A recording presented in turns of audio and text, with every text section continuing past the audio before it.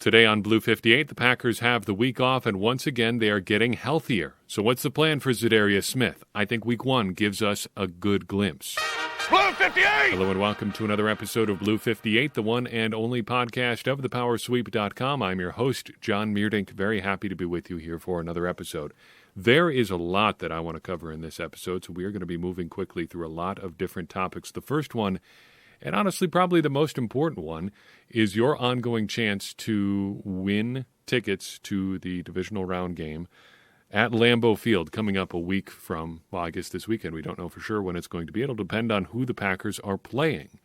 But you have a chance to win a pair of tickets because a very, very generous Blue 58 listener has donated 4 tickets, 2 pairs. He'd like to give them away in 2 pairs to you if you're willing to make a donation to the A&A All the Way Foundation, Aaron Jones' foundation that he runs with his brother. There is a link in your show notes and at thepowersweep.com explaining how you can do that. But basically, make a donation of any dollar amount. We are suggesting at least $10, and you will be entered to win one of these 2 pairs of tickets. So, with that in mind, just wanted to make an announcement as to how many donations we've gotten so far. As of 8:44 p.m. Eastern Time on Tuesday evening, we have received 45 donations totaling $1,466.85. A huge, huge round of applause to you for getting that done. I appreciate everybody who's donated. I wish I could send all of you to the playoffs. It's going to be just 2 pairs of you. But, man, I'm very appreciative of everybody who has donated. I would like to see us get over 2,000. If we could get a few more donations in there, obviously that's up to you. But if we could do that, that'd be great. Deadline is Friday night at 11:59 p.m. Eastern Time. So if you get your donation in by then, you will have a chance to receive one of these 2 pairs of tickets. Sound good? I think so. Cool. Let's talk about 2 more things from Sunday before we move on into this week and beyond. Wanted to talk for a second about Davante Adams breaking the single-season receiving yardage record. We really didn't talk about this super in-depth after the game. It's an incredible achievement, and he is having, or has had to this point, an incredible season, and that he did it in just 16 games instead of getting the extra 17th makes it, I think, all the more impressive because we are kind of entering a new era of stats. I try not to get too hung up on the 17-game thing. As far as statistical differences, it's going to be weird for a couple years, but that just makes the old records that stand all the more impressive, and things are going to change sooner or later as the game changes anyway. You might as well just get used to the idea of there being a 17th game. But Adams, as impressive as his season has been, I can't help but think back to Jordy Nelson because that's the season, or that's the person whose record he broke. And Nelson's 2014 season was phenomenal. 98 catches, 1,519 yards, and 13 touchdowns. Just absolutely incredible. And as I see Davante Adams continuing to pile up yards, aging into it, and just an incredible receiver, and I think his game is going to age phenomenally well. It's all about spacing and agility, quick release stuff. I think he's going to do a good job of aging into his 30s, and that's a reason that I would support the Packers, offering him a 3rd contract. But as we watch Adams go through that process, I'm reminded, to my frustration, that we didn't get to see Jordy Nelson do the same thing. And that's a real shame because I think that's one of the most interesting parts of an aging great player's career is how do they handle that decline if it comes for them naturally. And unfortunately for Nelson, we didn't get to see it happen naturally because he has the phenomenal season in 2014. And then preseason 2015, what happens? Torn ACL. And although the stats the next year look pretty similar to 2014, it's pretty clear that he was not the same player. So 2014, 98 catches, 1,500 yards, 13 touchdowns. 2016, his first year back, 97 catches, 1,200 yards, 1,257, and 14 touchdowns. Again, it looks pretty much the same, but the yards per catch is down by 2.5 yards, and the yards per target are down by nearly 2 full yards. And the next year it drops again. It's pretty clear that Jordy Nelson's legs were gone, and he never really made it back to 100%. In fact, I'm not really even sure he made it back to 75, 85% of the player that he was in in 2014. Speed was such a big part of his game. Stretching the field vertically was such a big part of his game. We never got to see him kind of age naturally into the more crafty veteran type of receiver. It was kind of forced on him. And I don't really have a point other than saying it's a real shame that we didn't get to see that, but it is a real shame.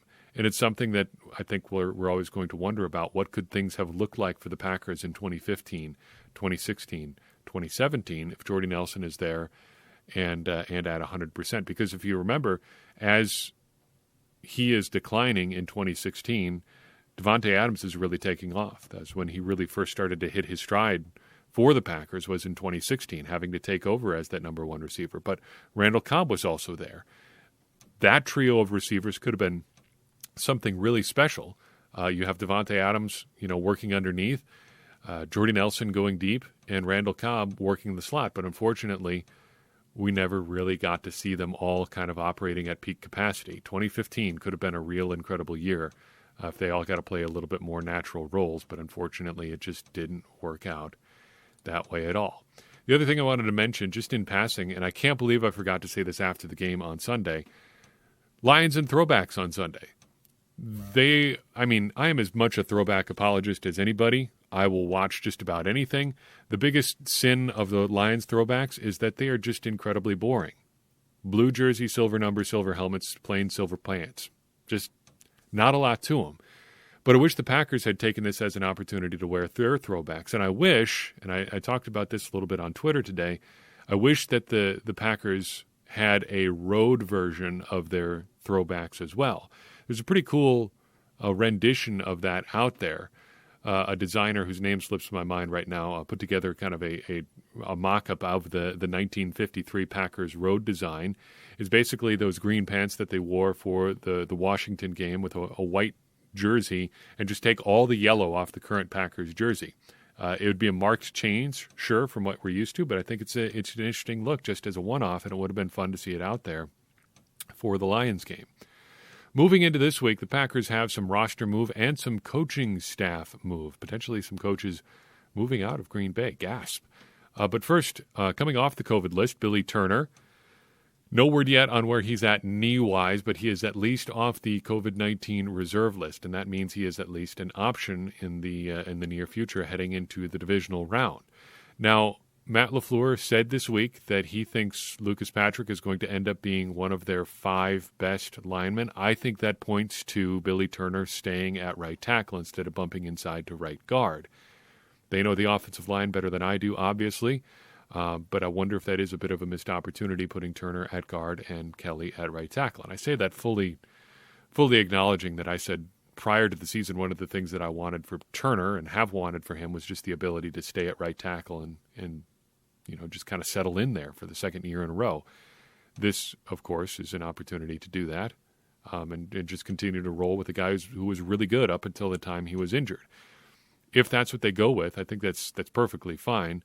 Patrick and Turner on the right side together was pretty good for a lot of 2020, other than when Turner was over on the right side. But, hey, they've got options. That's, I guess, the really, really important thing. Getting released this week were Ben Braden and Chris Blair, first and foremost, right off the bat this week. Braden and Blair heading out of town. Braden, I bet he's going to be back. The Packers seem to really like him, and I bet he ends up back on the practice squad here at some point in the relatively near future. They're just kind of flush with options on the practice squad right now. And somehow Jake Hansen just continues to survive down there on the practice squad. The third, I guess even technically fourth string center, if you include Elton Jenkins in the center depth chart there too, just kind of hanging around down there. And I don't think any of us really want to see a situation where he is on the field in any meaningful capacity. Blair, also a little bit of a surprise given that he's been with the Packers for as long as he has. He's been an option at wide receiver for quite some time, and they've just never really done anything with him. But he's been around long enough that you have to think they think pretty highly of him. So seeing him released now is a bit of a surprise. If not earlier, why now? Like, what was the deciding factor now? Maybe the Packers looking for a little bit of flexibility there. Adrian Ely, the tackle, signed last week, also gets cut from the practice squad. today. I think that obviously has something to do with the fact that Billy Turner is back. They just don't need him for practice. Final roster note, James Smith, a punter, was in for a tryout with the Packers today. I talked to a couple people about this. The going theory is that this may be a futures-type deal, as in they sign him to a futures contract after the season is done, because they're probably not looking to make a move in the field goal battery at the very least on the eve of the playoffs. Smith, though, in interesting history, an Australian punter, Aussie rules punter, punted for 4 years at Cincinnati and was a 4-time all-conference player there. So pretty decorated in Cincinnati's conference as well. A pretty big guy, 6'5", 235 pounds, absolutely killer mustache in his picture for the Cincinnati roster page. Just terrific stuff. Coming to the United States from Wangaratta, Australia. Played for the Wangaratta Rovers, making his debut back there in 2013 for Aussie rules football, which is just a trip. If you ever get a chance to watch that, go ahead and look that up on YouTube sometime, and just prepare to be confused and a little amazed and just kind of in awe of people putting their bodies through that. I mean, American football is plenty physical, but that's a physical game too. Elsewhere within the Packers organization, we know that Packers coaches are going to be getting some interviews here, but the list of places that guys are going to be interviewing is getting longer. We already knew the Jaguars wanted to talk to Nathaniel Hackett, but since we last spoke, we've gotten word that the Bears want to interview Nathaniel Hackett as well, and the Broncos want to talk to both Nathaniel Hackett and Luke Getsy. The Bears are a little bit like the Jaguars here.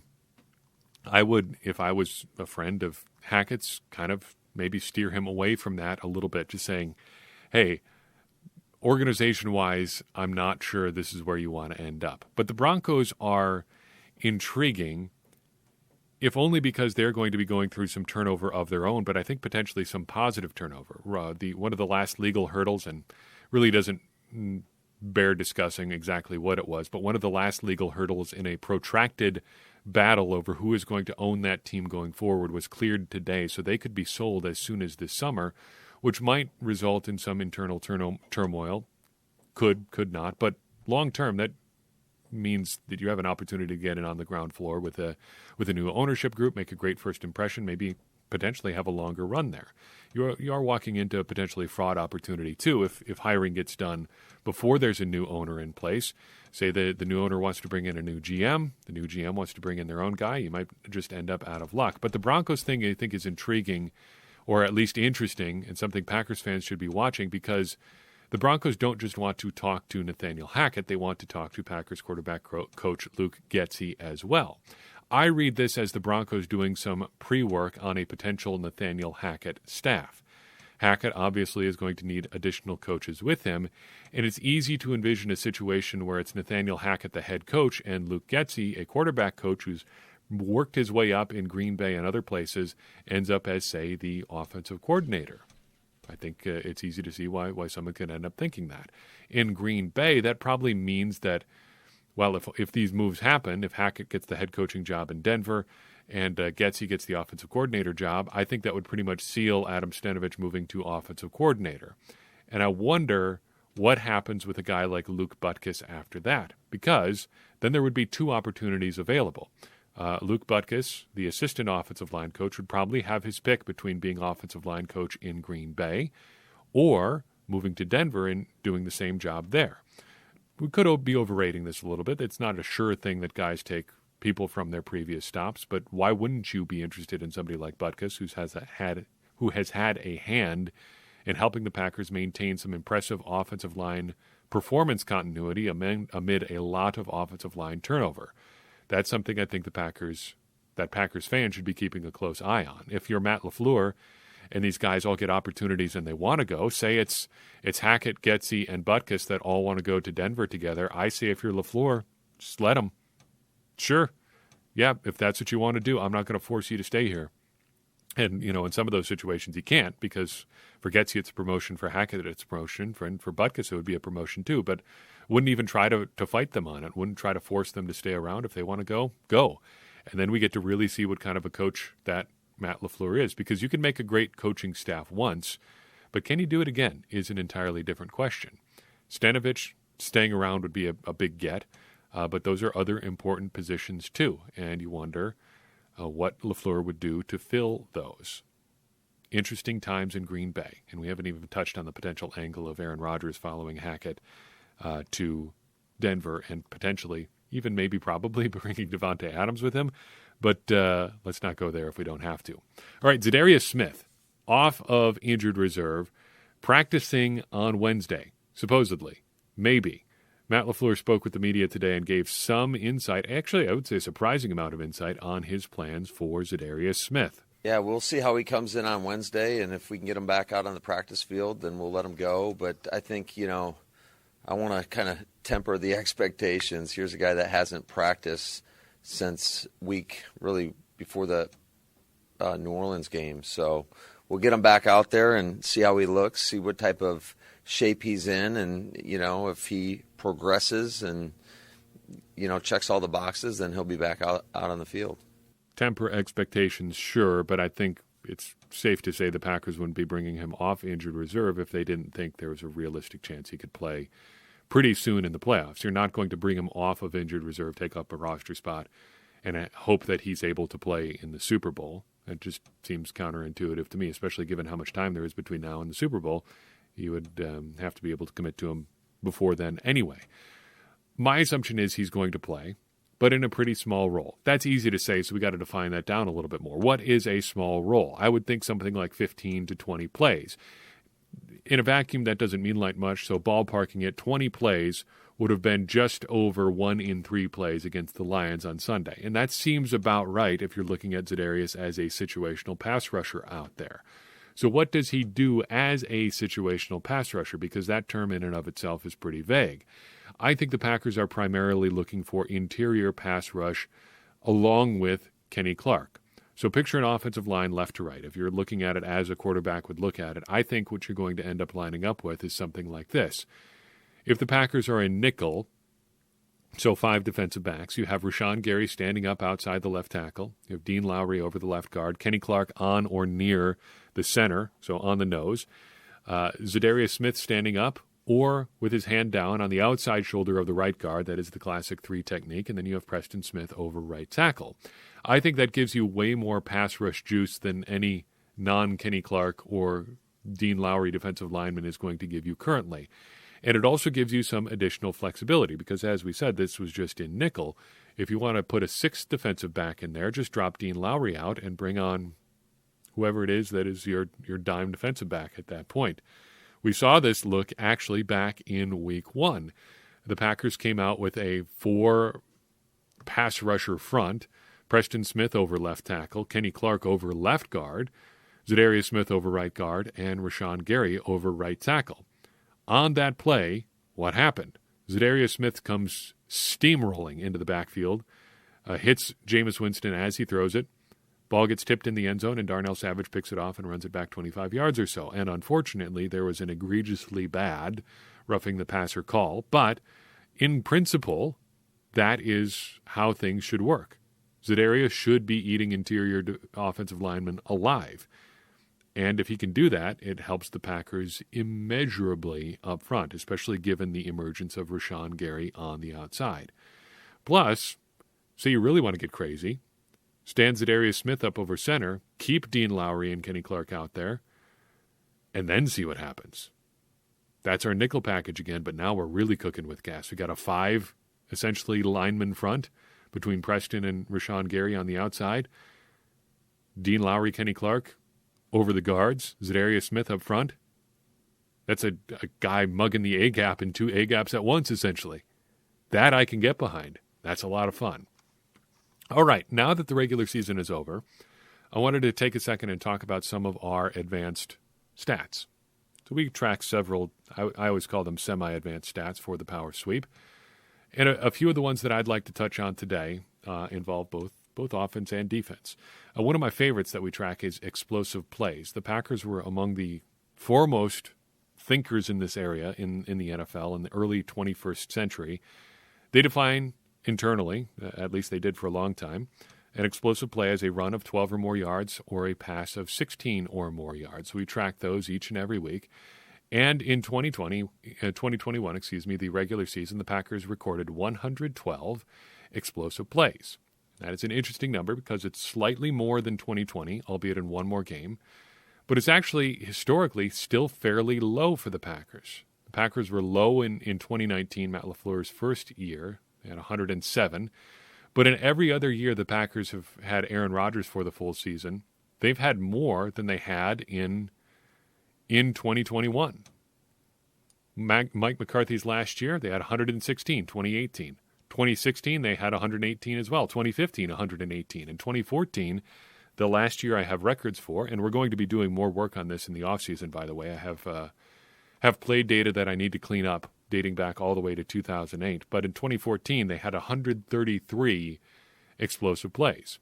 I attribute this to the Packers playing a little bit more slowly and also having some personnel issues that may affect their explosive plays a little bit. So MVS was out for a good portion of this season and was not necessarily super effective when he was out on the field. And Aaron Jones also had some injury issues here. I bet the Packers are probably, if you're going to forecast their explosive plays, should probably be in the more like 112 or 120, 125 range. They didn't strike me this year as being as explosive as they were in, say, 2014, just as an example. But personnel definitely held them back a little bit. However, what is happening in the playoffs? Randall Cobb is getting healthy. MVS is going to have a couple weeks to rest. The offensive line is going to be healthy. If the Packers can run their offense as they did in 2020, oh boy, there are some real explosive possibilities out there. Speaking of explosive plays, our friend Davante Adams, who I regularly refer to as a space alien, might have a claim to a higher title than that. Extra or explosive plays demigod, maybe. 34 of them in 2021. Despite their overall slow rate of play, Davante Adams, plenty explosive. 34 explosive plays was a career high, and dating back to 2014 is the highest I have recorded in a single season for a single player. Previous best was 33 by Randall Cobb in 2014. It surprised me a little bit that it is Randall Cobb, but he cranked him out at a higher rate than Jordy Nelson did that year, which is surprising because Nelson averaged 15.5 yards a catch that year, nearly an explosive play per catch. Flipping over to defense, Rasul Douglas shaped the Packers' defense in a huge way this year. Ball hawks overall up this year to 140 from 132 last year. You can attribute some of that to just having an additional 17th game, although the Packers only had one ball hawk, one play on the ball, a sack by Dean Lowry in their final game of the regular season. But they were able to, let's say, maintain their performance with 2020 pretty much exclusively because of Rasul Douglas. He ended up leading the Packers in ball hawks this year, recording 19 of them in 10 games. That is absolutely bananas. To put that in some context, at that pace, through 17 games, he would have ended up with 34 on the entire season. Just about 34. Nobody else in my database, dating back to 2009, has ever broken 30 in a season, except for one person. And I'd be willing to bet you could guess who it is. If you guessed Charles Woodson in 2009, you would be correct. That is the year he won Defensive Player of the Year with 33 ball hawks. Ball hawk, by the way, is a play on the ball. A pass defense to an interception, a fumble forced, or a sack. Make more. Generally, your defense is doing better, regardless of what other metrics you have, points allowed, yards allowed, whatever. Ball hawks, if you're making plays on the ball, chances are your defense is doing well. The unfortunate thing is they're a relatively fickle stat, so it's hard to maintain them week to week. But chances are if you're making plays on the ball, you're doing a pretty good job. Finally, the Packers improved in a huge way in their pass rush this year. Literally every single significant pass rusher on the Packers saw an increase in their pressure rate this year. So pressure rate is based on overall efficiency metrics. How many total pressures are you getting in pass rush snaps? And every single pass rusher this year who played significant snaps had an increase in their pressure percentage this year. Rashawn Gary got pressures on just over 17% of his pass rushes. That is up from just about 13% last year. Preston Smith, up to 13.5%, 13.6% from just over 6% last year. Kenny Clark, up to 12.5% from just under 8% last year. Jonathan Garvin, up to 10.5% from just under 2% last year. Dean Lowry, up to almost 10% from 6% last year. Even Tipa Naliai jumps from 0 to 5.7%. Zadarius Smith has only recorded 9 pass rush snaps this year. He went down. I give him a little bit of a break. I assume that his would probably have gone up too if he didn't miss almost literally the entire regular season, a former regular season worth of games. So, to what do we attribute this increase in pass rush productivity for the Packers? I think this is one of the biggest scheme changes for the Packers this year. So, Mike Pettine's scheme relied a lot on defensive linemen two-gapping, being able to hold their ground and play to either side of a particular defensive lineman. Joe Barry's scheme, everybody we've talked to, every bit of research that I've done on this, said he was going, Joe Barry himself said that he was going to be a one-gap, shoot the gap, aggressive, penetrating scheme. And wouldn't you know it, just asking guys to get upfield and figure the rest out from there has paid off for the Packers in terms of their pass rush improving. You love to see it. And it's working out for the Packers so far this year. Hope they can carry it into the playoffs. That's all I've got for you in this episode. I appreciate you tuning in. I appreciate it even more. I would continue to appreciate it even more if you would take a second and donate to the A&A All the Way Foundation. Details are in your show notes. Get yourself a chance to win two tickets to the Packers divisional round playoff game. And given how these tickets are going to be stationed, you're going to have an opportunity to hang out with another Blue 58 listener or a couple listeners as well. I hope you go. I hope you have a great time. I hope you will consider donating to this great cause. In the meantime, share this episode. If you think somebody else would enjoy it, that's going to get more people involved in this conversation you and I are having about the Green Bay Packers, which in turn is going to help more people, me included, become smarter Packers fans. And as I always say, smarter Packers fans are better Packers fans, and better Packers fans are what we all want to be. I'm your host, John Meerdink. We will see you next time on Blue 58.